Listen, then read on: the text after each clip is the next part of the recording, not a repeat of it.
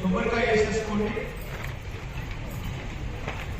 అది ఇంటికి తీసుకొని వెళ్ళి ఇంట్లో కట్టుకోండి, లేదంటే కొట్టుకొని దాని నుంచి స్వీట్ చేసుకొని తినండి. ఆ నీళ్లు నెత్తి మీద చల్లుకోండి. అపవిత్రోజమంత్రేణ